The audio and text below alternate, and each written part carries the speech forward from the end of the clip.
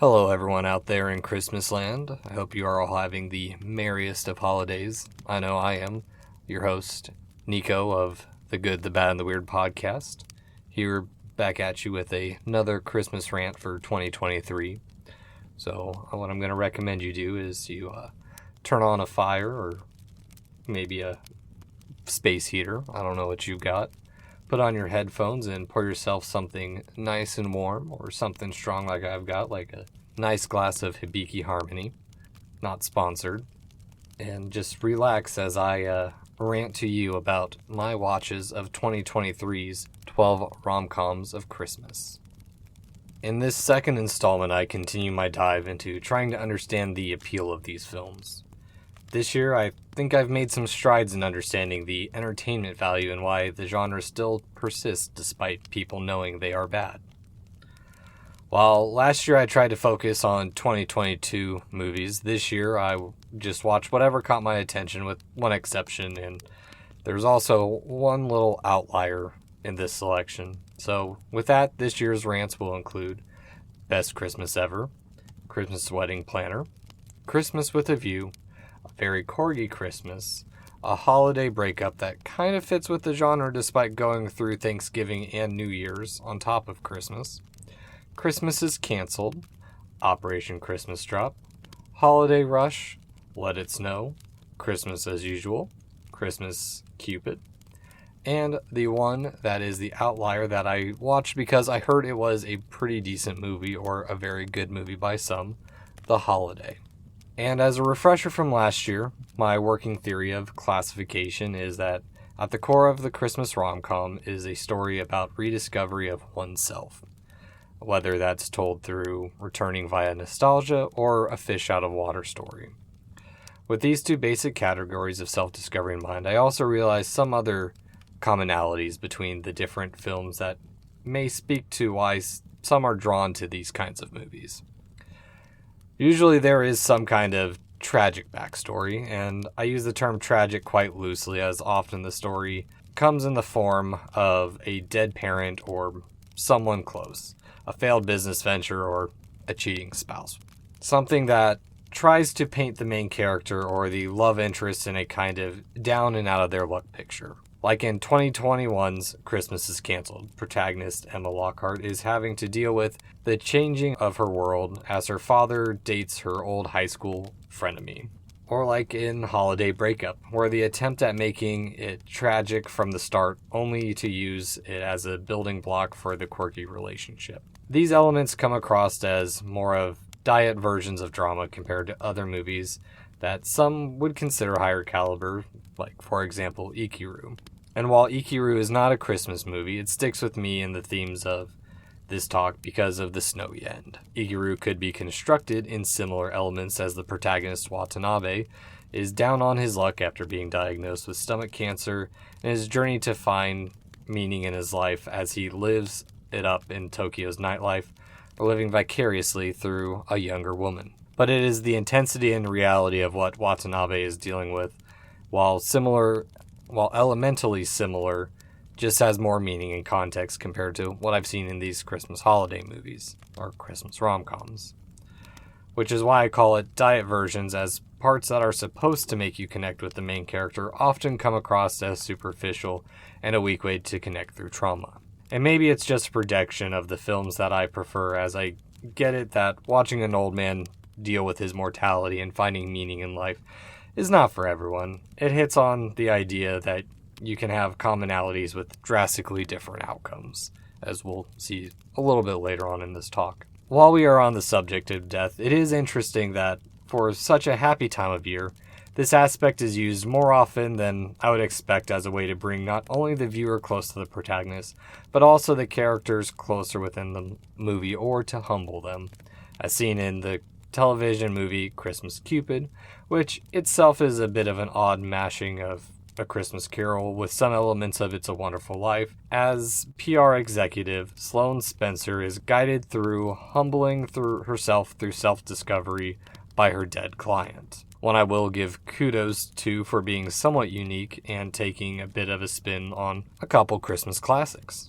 Or if we look at the oddly mashed Christmas as Usual, which is about a Norwegian woman taking her Indian fiancé to meet her family while trying to handle cultural differences, keeping with and adapting traditions, and dealing with bringing the family closer after the death of her father, something that doesn't really fully get explored as the movie dwindles down into your standard Christmas rom-coms.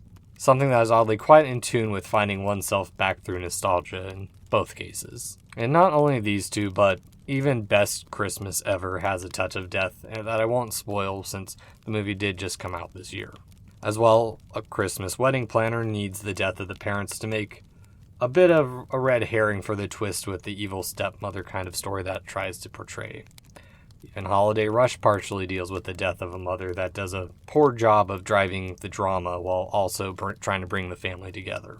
Even A Very Corgi Christmas, something that one might not expect to have that element to it, brings death so that way single parents can meet together over a very cute corgi.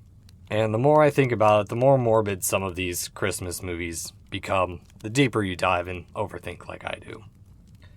But at the same time, this creates the situations for happiness to bloom and the couples to come together. Just an odd observation from a genre that's supposed to be very comforting, but in many ways I can see us coming across as quite sad. And maybe this is what makes people drawn to them, is the fact that sometimes holidays are tainted with sadness, and we need a little bit of cheer through that sadness. Such was the case in the setting for The Holiday, one I was hoping to save for the end of this rant, but unexpectedly fits at this point as the movie starts off rather depressing with two big breakups that lead to our main characters, Iris and Amanda, trading places to escape by a sort of fish out of water story for each other's experiences in their houses, only to unexpectedly fall in love with a local. Now, the reason I placed The Holiday as an outlier is because this one had been sold to me as being pretty good, and I sought this one out instead of actually looking through or scrolling through Netflix and Amazon like I did the rest. And I have to admit, of the ones I've watched this year, this is definitely a standout, particularly because it takes itself seriously and the jokes feel natural and not, hey, we said something funny, you should be laughing here. As well, there is a more realistic depth to the overall performances, relationships, and story in general. But despite all the praises I have for The Holiday, at its core it is no different than any of the other Christmas rom-coms. It just sits as an example to show how a basic idea can be executed above the rest. And this isn't to say that they were all bad. Let It Snow was a pretty decent movie, and I probably would have enjoyed it more if I had seen it at a much younger age.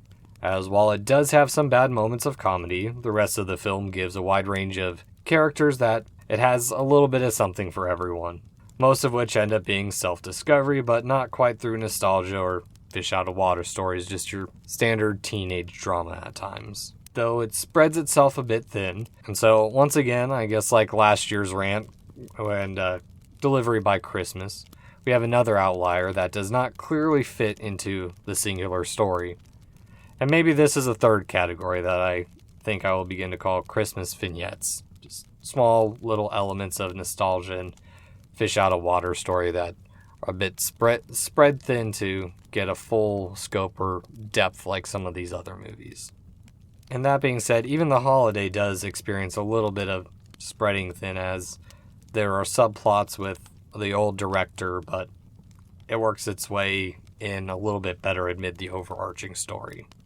And while I may complain that many of these movies are not to my taste in general, and that they may miss the mark, I do recognize where they do well or try to deviate slightly, like in Best Christmas Ever, ignoring the poor branding with too much punctuation.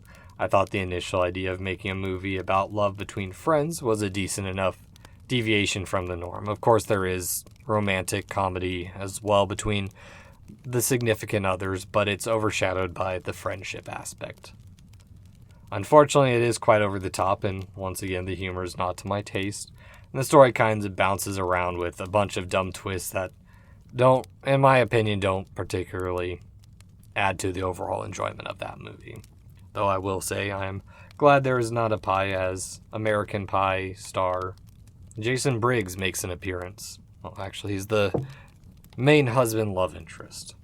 In addition to all this, there is a running theme of benevolence of ranging scales from returning to your best friend and best Christmas ever to secretly running a humanitarian drive behind the government's back like Operation Christmas Drop. Something that, while based on real events, distracts from the actual cause by marring the true story with a predictable and dumb one. One that annoyed me to the point that I called my father, who was in the military, to ask if this was even possible, as it seemed so far-fetched that an operation of this scale and this level had been going on in secret for over 70 years, and surprise, surprise, it really wasn't. And so that in turn makes Operation Christmas Drop come across as a bit of a military PR piece, but not fully into the propaganda piece that was Battleship. While many don't go to this extreme, there are others that focus on the greater good of preserving a community, like in Christmas with a View, where a sense of community is conveyed through really only a couple interior locations and the romance comes first. Or keeping the community spirits up even when times are hard, again, like Best Christmas Ever. And that is the thing, though. Most of these subplots come across as side stories to the romance that don't particularly mean much other than adding another layer of holiday theming to the story that are already stretched a tad thin. Maybe that is why Christmas rom-coms in general kind of suck, is because the romance or family-oriented aspects don't seem to drive the plot at times and step aside for the holidayness altogether. Admittedly, not as spread out as Let It Snow, it is a slight distraction as they try a bit too hard to make them Christmassy. Maybe that's why the holiday works so well, is because it's more of a setting and not a plot element that has to be forced. It's just something that's constantly there, something that I'm going to have to ponder in the coming year.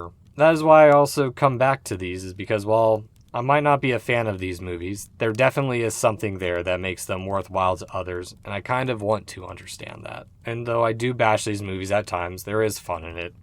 Kind of like people watching a sleigh wreck that you can't take your eyes off of. So I do kind of want to briefly discuss some of the highlights and lowlights of this year's watch. To get the worst out of the way, I personally was not a fan of Christmas Cupid or Holiday Breakup. Christmas Cupid, while roughly unique to start, boiled down to a poor rom-com redressing of A Christmas Carol full of self-discovery and bad one-liners. As well, Holiday Breakup tried a bit too hard to be quirky and was rather high schoolist in its approach, something that could have worked with protagonist Chloe's nature in comparison to her boyfriend Jeff, but never gets fully utilized and just comes across as childish as they go through the motions of keeping appearances for the holiday, something that you do also see in many of these other movies is as someone trying to keep an appearance or trying to portray who they wish they were or who they think the world thinks they should be. As for the good that I did watch, outside of the obvious answer of the holidays, which is also probably my top one between the 2 years of doing this rant, what I would loosely recommend is Christmas is Canceled and Let It Snow. Part of the reason I bring up Christmas is Canceled is that at times it has potential, and it's a bit of a different twist on the genre from what I've seen, as it explores love outside of the main duo and the main trio, not only rediscovering themselves, but also lost friendships, and fits with the theming of bringing the family together in a non-nuclear way. Though I will say it is marred by bad humor and rather dumb situations that just add to the nothingness of parts of it. As for Let It Snow, while it isn't a movie for me, and I completely recognize that, I see the merit in how it would be a good film for a teenager, as it has a flavor for everyone and is awkward in just about the right ways, although a little too serious at times. Unfortunately, it does have a bit of dumb humor, as much of the genre does, and I think in many ways it's a much more serious take on the 2000s classic family comedy Snow Day, both being stretched a bit thin, and all about the magic of snow and what could happen on a wintry day. Rather fitting that part of this year's ending rant should tie a bit into the first micro review of the year we did. And it wouldn't be a good, the bad, and the weird rant if I didn't bring up one or two that I thought was a bit out there, of which it is hard to find something that's too far out there compared to what I normally watch or my normal taste in film. And that one would be Operation Christmas Drop, which, like I stated earlier, was baffling in its attempt to tie into the real Christmas drop, as just the premise alone was quite far-fetched in keeping one humanitarian effort a secret for 70 years when 100% would have served as a good publicity stunt. Other than that, much of everything else was pretty dumb or middle of the road for most of these films. Best Christmas Ever did at least try to put the rom-com portion of the movie as a side story to focus on friendship. Christmas Wedding Planner attempted to make the mystery and sleuthing a key element only to tangle up what it was trying to do. Christmas with a View lacks any real view besides eye candy, and the holiday setting that was only lightly used. But hey, I mean, that's what these movies are for, the eye candy. A Very Corgi Christmas is just overall cheesy, but at least it had my favorite breed of dog in it, so that made it much worth it, so make of that what you will. Holiday Rush had a little potential with its anti-commercial commentary and a return to familial roots, but ultimately tries too hard to do too much all at the same time and becomes a bit of a muddled mess towards the end. And Christmas as Usual attempts to address and bring together a family of different cultures and overcoming those hurdles only to fall back into situational comedy gags that might be lost on me since I'm not quite familiar with the Norwegian sensibility or their comedies. As well as, it does end up following some of your typical rom-com cliches. With this year, I also began to find that while there are some quirkiness and slight twists to the Christmas rom-com, they never truly feel like they deviate from what I'll call safe watches. Much like what people would call comfort movies or shows, even if you've not seen the particular one, there is an expectation of a certain outcome that's going to be the climax for these movies or the end results. In a way, this is still quite fitting for this time of year, as it's meant to be a humbling experience that also makes one feel good about their own situations of life, or that following your own path is a more rewarding experience. Kind of like how some medieval children's fairy tales were meant to placate the peasantry, something that definitely extends to many other popular genres of film, but something I think that is quite prevalent in many of the Christmas rom-coms I've seen. Regardless, I still look forward to what next year holds, and maybe I'll plan a more catered list. Maybe some that are more on the quote-unquote good side, or maybe a foreign selection to see how the genre is explored outside of primarily the United States and what I can assume Canada. With that being said, I hope everyone has a fantastic holiday season, and Chris and I will see you again next year. Happy holidays, hope everyone stays safe, and I hope you get to hang out with your loved ones and maybe enjoy a Christmas rom-com here or there. Until next time, peace.